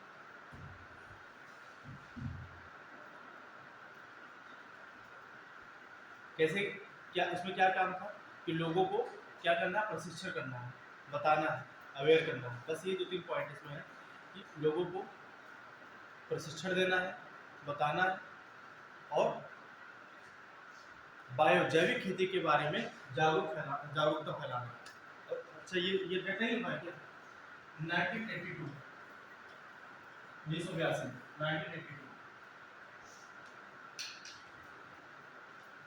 1982। अच्छा बायो फार्मिंग क्यों केरले को बढ़ावा दिया गया? क्योंकि आप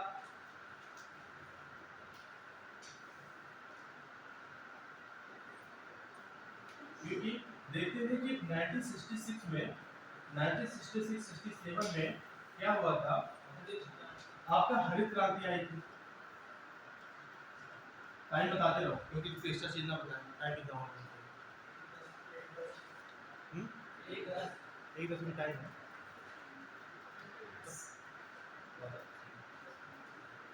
ठीक है, 1966-67 में क्या हुआ था, हरित क्रांति आई थी, ग्रीन रेवोल्यूशन।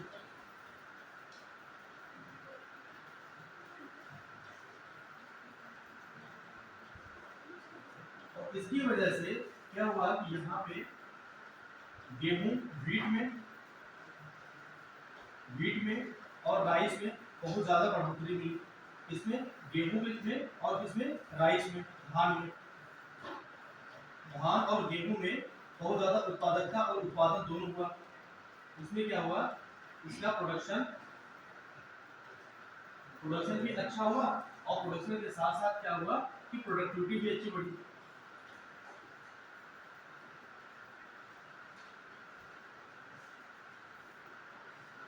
प्रोडक्टिविटी क्योंकि प्रोडक्शन तो मान लो कि होगा, तो जैसे मान लो आपके पास 10 बीघे का, तो 10 बीघे में कितना हो रहा है, प्रोडक्शन हो रहा है। लेकिन प्रोडक्टिविटी क्यों बात कर रहे हैं कि 10 बीघे में ऐसा, जैसे मान लो कि एक किसान है जिसके पास 3 बीघे का खेत है, एक किसान है उसके पास 5 बीघे का खेत है, तो भाई उत्पादन किसका सबसे ज़्यादा होगा, 5 बीघे वाले का। लेकिन अगर आपकी प्रोडक्टिविटी अच्छी हो गई तो 3 बीघे वाला भी उस 5 बीघे वाले के बराबर उत्पादन कर सकता है। जैसे कि किसी एरिया में, किसी एक मानक एरिया में कितना आपका फसल क्या हो रहा है, उत्पादन हो रहा है और किस दर से उत्पादन हो रहा है, तो ये आपको किसी निर्धारित कर दे रहा है प्रोडक्टिविटी की। जैसे मान लो 1 बीघा में आपका प्रोडक्शन एक 3 बीघे वाले किसान का कितना हो रहा है कि 10 क्विंटल 6 क्विंटल गेहूँ होता है, तो 4 से 6 का रेशियो चलता है गेहूँ का उत्पादन का। तो मान लो उसका मैक्सिमम उत्पादन हो रहा है, कितना हो रहा है, 6 हो रहा है। तो अगर 3 बीघे के हिसाब से वो क्या है कि 18 क्विंटल हो गया और 5 बीघे के हिसाब से वो 20 क्विंटल हो गया। तो लेकिन अगर देखा जाए प्रोडक्टिविटी किसकी अच्छी हो रही है, अगर उसमें परसेंटेज देखा जाए तो प्रोडक्टिविटी 3 बीघे वाले की हो रही है, क्योंकि उसके हिसाब से उसे 12 क्विंटल होने चाहिए थे, लेकिन उसका 18 क्विंटल है। तो प्रोडक्ट इसकी वजह से प्रोडक्शन भी बढ़ा है और प्रोडक्टिविटी भी बढ़ी है, क्योंकि एक एरिया में जितना उत्पादन होना चाहिए उस रेशियो से उत्पादन पहले कंपेरिजन में अत्यधिक होने लगा। तो इन दोनों क्षेत्रों से एक तो अच्छा हुआ कि खाद्यान्न पे हमें निर्भरता आने लगी। हमें क्या हुआ, जो खाद्यान्न थी, खाद्यान्न पर निर्भरता आने लगी, क्योंकि हमें यही चाहिए था। इसलिए यही चाहिए था कि हम 1962 और 1965 का वार हम लोग बड़ा झेल चुके थे। 62 का किसके साथ वार झेल चुके थे, चाइना के साथ, और 65 का वार जो झेल चुके थे वो किसके साथ, पाकिस्तान के साथ। तो ये जब हम वार झेल चुके थे, इसे पाकिस्तान को लग रहा था जीत जाएंगे, बड़े दुर्गम ठान है, लेकिन जीत नहीं पाया। ठीक है, तो इनके वजह वार हम झेल चुके थे, इसकी वजह से हमारे यहाँ किसकी समस्या आ गई थी, भूखमरी की समस्या आ गई थी, भूखमरी की। ठीक है, ये समस्या आगे खड़ी हुई थी। तो इस समस्या को खत्म कैसे किया जाए, सबसे पहले हमें क्या करना था कि खाद्यान्न का प्रोडक्शन अधिक करना था। हमें क्या करना था, खाद्यान्न का जो प्रोडक्शन था वो अधिक करना था, फूड का। तो ये प्रोडक्शन अधिक करने के लिए क्या करना था कि उन्हें ज़्यादा से ज़्यादा कोई ऐसी तकनीकी का विकास करना था, ऐसे टेक्नोलॉजी का विकास करना था, जिसकी वजह से यहाँ पे खाद्यान्न अत्यधिक हो जाए और जिसकी वजह से हम इसमें निर्भरता प्राप्त कर लें। और इसी वजह से यहाँ पे हरित क्रांति एक बहुत बड़ा इंपॉर्टेंट रोल प्ले करता है। लेकिन समय दर समय जब बढ़ता चला गया हरित क्रांति का, क्योंकि हरित क्रांति में जब आप यूज करते हो फर्टिलाइजर का, इसका यूज करते हो फर्टिलाइजर का, इस फर्टिलाइजर के यूज से क्या होता है, उर्वरक और कीटनाशक का जब यूज करते हो, इसका पेस्टिसाइड का, कीटनाशक होगा, इनकी वजह से क्या होता है, ऐसे क्षेत्रों में आपको क्या चाहिए, ज्यादा से ज्यादा सिंचाई की व्यवस्था होनी चाहिए। किसकी व्यवस्था होनी चाहिए, सिंचाई की, इरिगेशन की व्यवस्था होनी चाहिए। सिंचाई की अच्छी व्यवस्था होनी चाहिए। और सिंचाई की अत्यधिक अच्छी व्यवस्था होने की वजह से इसकी व्यवस्था किया गया, नहर बड़े बड़े बनवाए गए, नलकूप के माध्यम से, इसके माध्यम से नलकूप, जेट पंप जो आपको चलते हैं, या जो पहले इंजन वाले पंप आते थे, फिर उसके बाद जेट पंप आया, फिर उसके बाद सबमर्सिबल अब चल रहा है। तो ऐसे माध्यम से, नहर के माध्यम से, नलकूप के माध्यम से, तालाब के माध्यम से, ठीक है, ये सिंचाई होने लगी। लेकिन तालाब के माध्यम से थोड़ा कम सिंचाई होती है, ज़्यादा सिंचाई आपकी नलकूप और नहर से होती है, ठीक है। तो इतने बड़े बड़े नहर बनवाएंगे, तो इससे क्या होने लगा, अत्यधिक मतलब बहुत ज़्यादा क्या होने लगी, सिंचाई होने लगी। जब अत्यधिक सिंचाई किसी भी मृदा की होती है, इससे क्या होता है कि अत्यधिक सिंचाई होने से समस्या निकल के आई, क्या, निक्षालन। इसकी निक्षालन, निक्षालन मतलब क्या, लीचिंग। निक्षालन की समस्या में क्या होता है, जो सोडियम के कण होते हैं, ये क्या होते हैं, पानी के साथ घुल करके वो मृदा के नीचे चले जाते हैं। कहाँ चले जाते हैं, वो मिट्टी के नीचे चले जाते हैं। और ऊपर जो लेयर होती है मृदा की, उसके ऊपर किसके लेयर लग जाते हैं, वो कैल्शियम कार्बोनेट के लेयर लग जाते हैं। किसके लेयर होते हैं, कैल्शियम कार्बोनेट के, इसके कैल्शियम कार्बोनेट के लेयर लग जाते हैं। और इसी कैल्शियम कार्बोनेट लेयर की वजह होने से वो मृदा जो ऊपरी सतह होती है, वो क्या होती है, वो क्षारीय हो जाती है। क्या हो जाती है, क्षारीय हो जाती है, अल्कलाइन मृदा हो जाती है। जिसकी वजह से क्षारीय हो जाने की वजह से मृदा क्या हो जाती है, अनुपजाऊ हो जाती है, अनुपजाऊ, नॉन फर्टाइल लैंड हो जाएगी। कैसे होगी, नॉन फर्टाइल लैंड हो जाएगी। और यही नॉन फर्टाइल लैंड हो जाने की वजह से ये किसमें कन्वर्ट हो जाती है, वो बंजर में कन्वर्ट होने लगती है। किसमें होती है, बंजर में धीरे धीरे अग्रसर हो जाती है, कन्वर्ट होने लगती है। इसकी वजह से क्या होता है, मरुस्थलीकरण का विकास होता है, आपकी वहाँ पे अनाज पैदा हुआ बहुत कम हो जाता है। तो इसी वजह से ये समस्या धीरे धीरे देखी गई। जब आपकी हरित क्रांति, एक समय प्रोडक्शन तो बहुत तेजी से किया, दूसरे समय मिट्टियों में समस्या आने लगी, वहाँ मृदा अनुपजाऊ होने लगी। क्यों, अत्यधिक जब सिंचाई जहाँ पे होगा, अत्यधिक दोहन होगा। एक अत्यधिक सिंचाई से क्या होता है, आपका भूजल स्तर में समस्या आने लगी, इसमें भूजल स्तर में कमी आने लगी। और जब भूजल स्तर में कमी आने लगी, एक ये बहुत बड़ा कारण हो गया कि पानी वहाँ पे डल को सूखने लगे, पानी की समस्या आने लगी।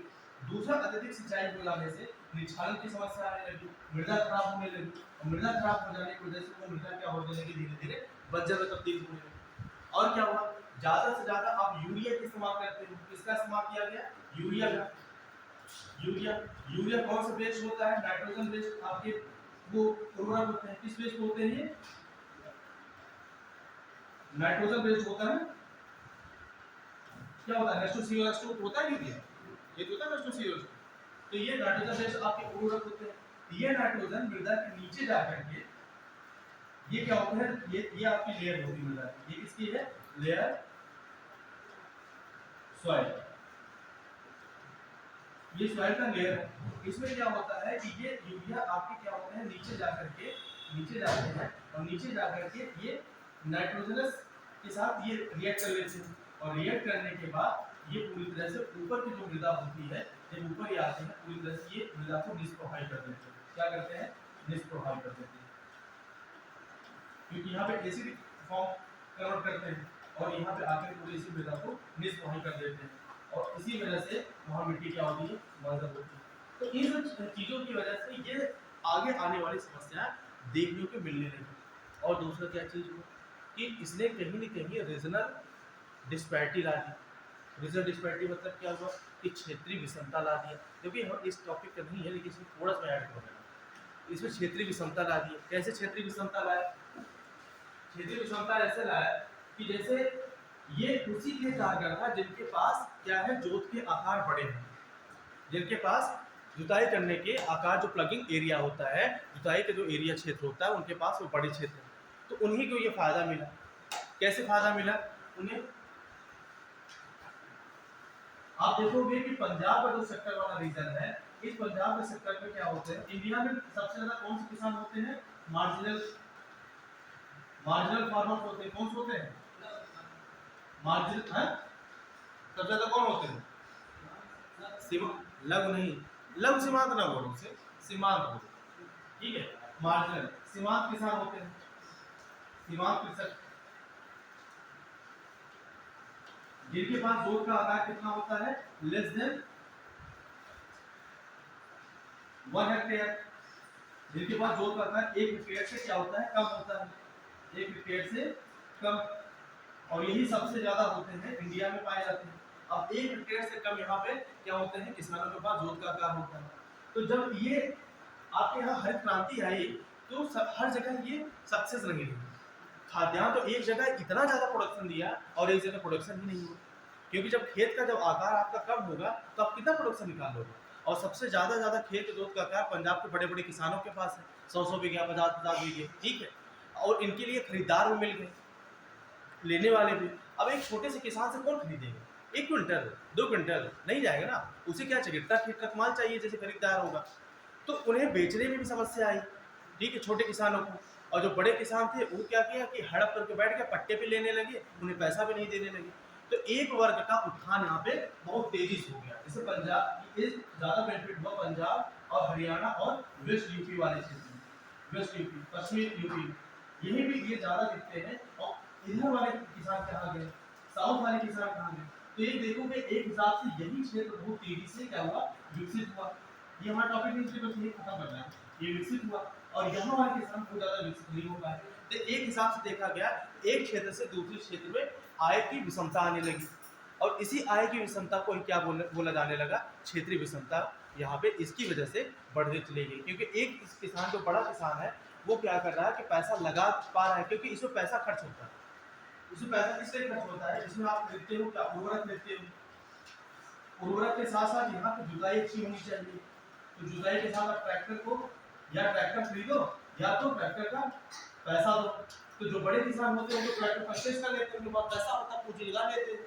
लेकिन छोटे किसान इतना पूंजी लगा दे तो वो उसके लिए लागत भी तो चाहिए, लागत निकलना चाहिए, तो लागत तो निकाल ही नहीं पाएगा। क्यों नहीं पाएगा, क्योंकि उसे खरीदार उस रेट पर नहीं मिलेगा। पता लगा लागत आई 1500 और तुम्हें पता लगा कि बेच रहे 1650, 150 रुपये क्या लागत निकाल लोगे भाई, ह्यूमन कॉस्ट कहाँ जाएगी। जो खुद इतने दिन वो 4 महीने 6 महीने उसको रगड़ा है बेचारा, तो उसकी कॉस्ट कहाँ गई, वो कॉस्ट तो लागत आती नहीं, तो ध्यान कोई देता नहीं, तो हिंड्रेंस कॉस्ट है।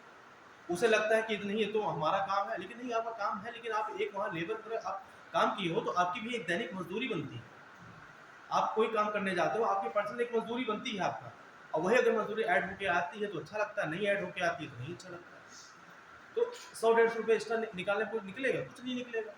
तो इसी वजह से क्या हुआ कि बड़े किसान वो तेजी से आगे बढ़ते चले गए और छोटे किसान वो डिक्लाइन होते चले गए। और इसी वजह से एक क्षेत्रीय विषमता का यहाँ पे प्रभाव आया, और इसी वजह से हरित क्रांति ग्रेट रेवोल्यूशन के साथ क्या हुआ कि क्षेत्रीय विषमता यहाँ बढ़ती चली, रीजनल डिस्पैरिटी बढ़ती चली। और इसी वजह से बार बार ये कहा जा रहा है, एक यहाँ वनस्वीकरण बढ़ता चला जा रहा है, ये देश बंजर होती चली जा रहा है। इसी वजह से बोला गया कि हम शिफ्ट हुए होना है बायो फार्मिंग, हम जो भी यहाँ पर उर्वरक यूज करेंगे वो बायो फर्टिलाइजर यूज करेंगे। तो ये आंदोलन बंदरा सिवा के द्वारा चलाया गया था, क्योंकि उसमें बायो उर्वरक उन्होंने बात नहीं की थी। बायो उर्वरक कॉन्सेप्ट बाद में आया, जब यहाँ पे डेवलप किया जाने लगा, तो उन्होंने बोला कि नहीं, आप मल्चिंग के सहायता से आप खेतों को अच्छे करें। मल्चिंग क्या होती है, जो टॉपिक पार्ट है बस हम थोड़ा बता रहे हैं। मल्चिंग, अब इसका हिंदी में सीधा से लिखिएगा मल्चिंग, क्योंकि हिंदी में सीधा इसका मल्चिंग ही ऐसे लिखना है। मल्चिंग, मल्चिंग क्या होता है कि पहले तुम देखते हो कि जो आपका पुआरा होता है या कोई भी घास होता है, खेतों को उस घास और पुआरा से, हरी घासों से क्या होता है, ढक दिया जाता है। क्यों ढका जाता है कि खेतों की नमी बरकरार रखी जाए, और उस खेतों की नमी बरकरार रखने की वजह से उसे किसी भी घास से या किसी भी ऐसे पुआल से उसे खेतों को ढका जाता है, और उसे ही क्या बोला जाता है, मल्चिंग कहा जाता है। ठीक, और भी होता है, लेकिन अब वो ज्योग्राफी का टॉपिक है, ठीक है। तो इसी वजह से नवदन्या आंदोलन चलाया गया कि बायो फार्मिंग को विकास किया जाए, और इसी बायो फार्मिंग विकास करने के लिए उन्होंने प्रशिक्षण कार्यक्रम दिया कि भाई उन्हें प्रशिक्षण दिया जाए और इस आंदोलन को बढ़ाया जाए। इस आंदोलन का नाम इसी वजह से रखा गया नवदन्या आंदोलन, और नवदन्या आंदोलन का हुआ था 1982 में हुआ। ठीक है, ठीक है, आगे चलिए। एप्को मूवमेंट, एप्को आंदोलन।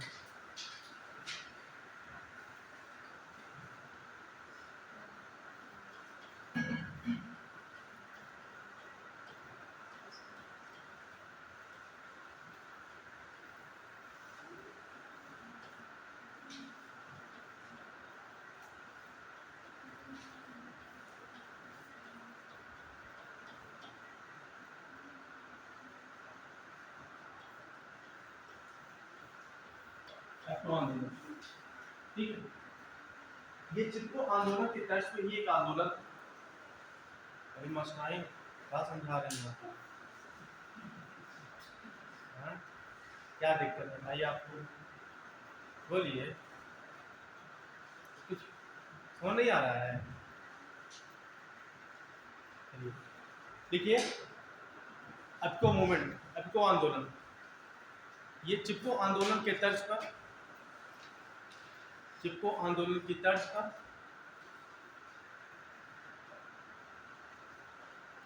चिपको आंदोलन की तर्ज पर इस आंदोलन को भी स्टार्ट किया गया था, शुरू किया गया था। कहाँ पे? दक्षिण भारत में।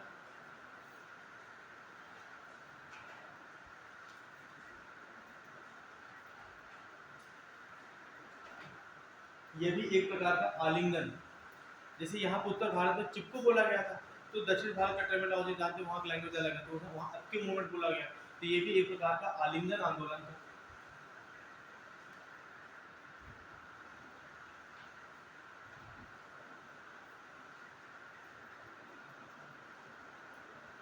आलिंगन मूवमेंट था। इसे 1983 में 1983 में 1983 में पांडुरंग के द्वारा, पांडुरंग हेगड़े, पूरा नाम पांडुरंग हेगड़े के द्वारा, पांडुरंग हेगड़े के द्वारा शुरू किया गया था। कब शुरू किया गया था? अगस्त 1983। थोड़ी देर हम बैठ जाए क्या? चलिए फिर कुछ बैठते हैं, ठीक है। तो यहाँ की जैविक सांस्कृतिक किसके लिए शुरू किया गया था? यहाँ पे पर्यावरण संरक्षण के लिए, पर्यावरण संरक्षण के लिए, सांस्कृतिक बचाव के लिए, पर्यावरण संरक्षण के लिए, सांस्कृतिक बचाव के लिए, संरक्षण के लिए,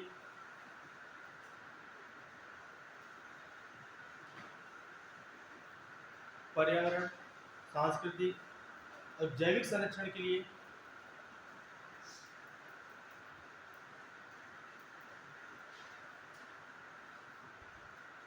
और इनके ऐतिहासिक रिश्तों के साथ, इनके ऐतिहासिक रिश्तों के साथ आर्थिक संरक्षण के लिए, आर्थिक बढ़ाव देने के लिए शुरू किया गया।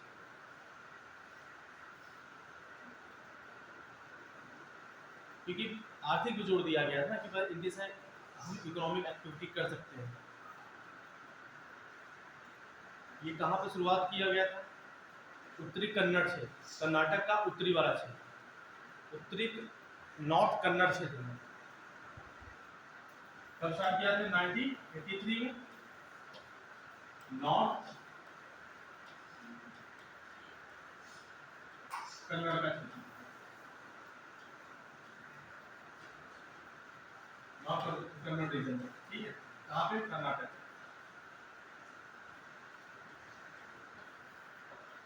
ठीक है, नॉर्थ कन्नड़। अब तो किसके द्वारा शुरू किया गया था? किसके द्वारा शुरू किया गया था? पांडुरंग हेगड़े।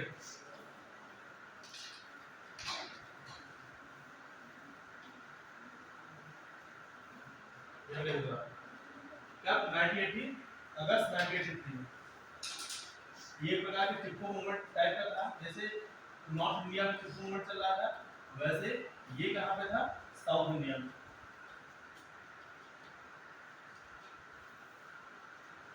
ठीक है।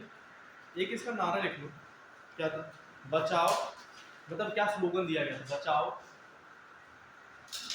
बढ़ाओ, बचाओ, बढ़ाओ और काम में लाओ। इसका तो वैसे रूपांतरण बड़ा टफ है, 1942 मत तो पहले। अब ये इसे ना याद करो, क्योंकि साउथ में ऐसे क्वेश्चन नहीं पूछेगा। अगर पूछेगा कि इसका स्लोगन क्या दिया गया था, तो बचाओ, बढ़ाओ, काम में लाओ, ठीक है। किसी को साउथ वाला लिखना है क्या? हाँ, नहीं लिखना है। साउथ में जो बोला गया तो नहीं लिखना है ना, लिखना है, लिखना है नहीं तो हाँ लिखिए उलिस बेलुस। अब ये ना बोला कि हम लिखे, ठीक है, उलिस बेलिस मत उलिस बेलुस मत बलिस। ये एक्स्ट्रा इन्फॉर्मेशन ये है पूछे मत बलिस, क्योंकि वो साउथ लैंग्वेज नहीं पूछेगा। उलिस बेलुस मत बलिस, इसका मतलब होता है बचाओ बढ़ाओ काम में लाओ, ठीक है। अब लिखा है कि मैती मूवमेंट नहीं, ये उसके पहले 89 में हुआ था नर्मदा बचाओ आंदोलन, नर्मदा बचाओ आंदोलन। अभी हाल ही में तो सब पढ़े होंगे, नर्मदा बचाओ आंदोलन ये था कि नर्मदा की जो नदियाँ जो फ्लो होती थी इस पर डैम बनाया जा रहा था। तो डैम बनाया जा रहा था, इसी डैम बनाने को लेकर के ये आंदोलन हुआ था कि नर्मदा नदी को भाई बचाया जाए, ज़्यादा से ज़्यादा इनकी इकोलॉजी, इनके कैचमेंट एरिया को बचाया जाए। तो इसी वजह से वहाँ पर रहने वाले लोगों की आजीविका बहुत बड़ा साधन होता था। तो ये इसी नदी को बचाने के लिए मेधा पाटेकर के द्वारा आंदोलन चलाया गया। उस आंदोलन का नाम था नर्मदा बचाओ आंदोलन। इससे ऐसा कुछ है नहीं, अब सीधा लिखते चलिए। नर्मदा बचाओ आंदोलन की शुरुआत की गई 1989। इसी में बांध बनाया जा रहा था ना, सरदार सरोवर डैम, और उसी सरदार सरोवर डैम लेकर के ये आंदोलन हुआ था। कितनी ज़मीनें चली जा रही हैं और वहाँ पर रहने वाले लोगों को आजीविका का क्या हो, तो इसी वजह से ये आंदोलन चलाया जा रहा था, ठीक है। नर्मदा नदी पे डैम बनाया जाता है, डैम है, ये भी नोट कर लीजिए, सरदार सरोवर डैम। और इसका जो कैचमेंट एरिया, मतलब ये नदी कहाँ कहाँ से फ्लो करती है, तो ये लिख लीजिएगा। ये नदी अब लिखा है आपकी नर्मदा, आपको क्या होता है, ये विंध्य का रेंज होता है, सतपुड़ा का रेंज होता है। अब इसी सतपुड़ा के रेंज में क्या होता है, नदियों का फ्लो होता है। उस नदी का नाम क्या है, नर्मदा रिवर, सॉरी तो आपकी ये विंध्य रेंज होता है, ठीक है, विंध्य रेंज होता है। और यही से आपको नर्मदा रिवर फ्लो करती है। और नर्मदा जो रिवर होती है ये किस साइड आपको आती है, अरब सागर, अरेबियन सी, अरब सी। और इसी पे डैम बनाया जा रहा था, सरदार सरोवर डैम, सरदार सरोवर बांध, ठीक है। और इसे नर्मदा बचाने के लिए आंदोलन चला था। ये आंदोलन चला था 1989 में। इसके द्वारा मेधा पाटेकर के द्वारा, और नर्मदा रिवर कहाँ कहाँ फ्लो करती है, कहाँ कहाँ इसका कैचमेंट एरिया जाता है, आपका एमपी, महाराष्ट्र, गुजरात। कहाँ कहाँ पे, एमपी, महाराष्ट्र, गुजरात, ठीक है। मध्य प्रदेश, महाराष्ट्र, गुजरात, ठीक है। नर्मदा बचाओ आंदोलन ये किसके द्वारा चलाया गया था, मेधा पाटेकर के द्वारा। कब चलाया गया था, 1989 में। और इससे संबंधित और भी लोग थे, लिख लो। बाबा आमटे नाम आ जाता है, बाबा आमटे, अरुंधति राय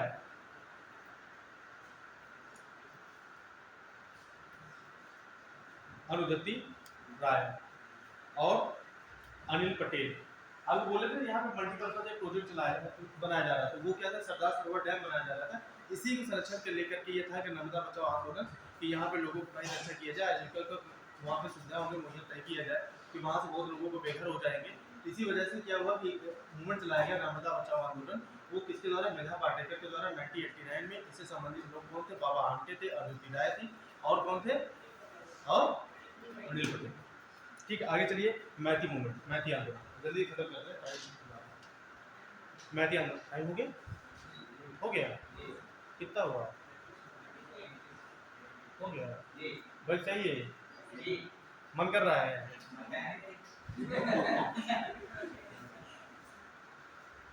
बहुत तेजी, हाँ 45 स्टार्ट हो जाएगी, चाहिए